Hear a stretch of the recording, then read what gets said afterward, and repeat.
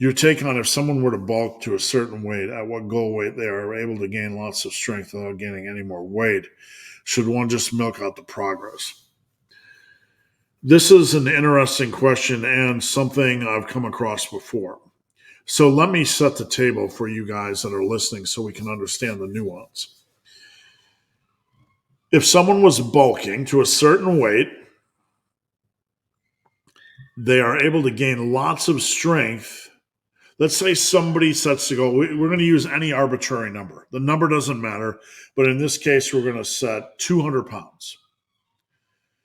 So let's say Big Josh Megaroids wants to bulk to 200. So Josh bulks to 200, and he decides to maintain for a while because he looks glorious and he doesn't want to do a cut yet, but he finds he's still gaining strength. Right? Now, this can happen for a number of reasons. Every lift is different, right? So maybe your overhead was behind on your bench and you're continuing to gain overhead strength because you really brought up your triceps during that bulk. And now your triceps are so glorious that you move to maintenance and you're still bringing up weight on your overhead or whatever the case is. There's a million variables in lifting. Should one just milk out progress? Now, there's a lot of nuance to this question. If someone was a power lifter and wanted to be tethered to a specific weight, and they had reasonable quality strength, right?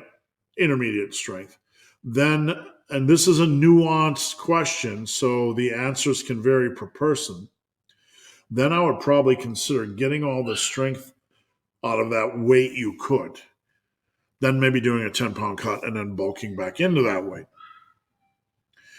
If you are trying to build muscles, I would say cut and return back up the river because that strength and those calories are going to work in concert to help build muscle, that progressive overload. I would just maybe continue to bulk. That's an option. Because look, what's the worst thing we're going to do when we're rolling and we're packing on strength and things are rolling? What's rule number one when things are rolling? If you got a stone that's rolling downhill and it's just rocking, why would you stop it? Okay, I'm not speaking at Josh, I'm speaking in general. Why would you stop it? Let's say you set a bulk cap at 200 pounds or 180 or wherever, and you hit that, but you're rocking. Okay. And if your weight is reasonable, there's no reason to stop bulking because you're going to gain 2 to 2.5 pounds a month. Let's say you set that goal to stop bulking at 200, but you're rolling, man. You're rocking. Strength is coming, and with it, muscle. Bulk another 2 months. Get up to 205. You're still only 5 pounds away from where you were, and you're still rolling, and you're adding in extra calories to facilitate that strength increase, and everything's glorious. Crom is smiling upon you, and everything is rolling. What's the worst thing that can happen?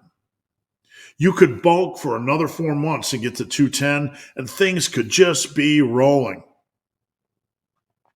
You're gaining muscle, you're gaining strength, because while everybody out there is trying to struggle and unlock, I will tell you guys, when you hit a groove that is greased, when that stone is rolling downhill, don't stop the stone. Bulk for 8 more months. Gain 20 pounds. Get up to 220 pounds. As long as your weight's reasonable, once you gain that mass and that strength, and your weight's still within a reasonable range, meaning you're not looking like a land whale, right? Then don't stop it. Don't stop it.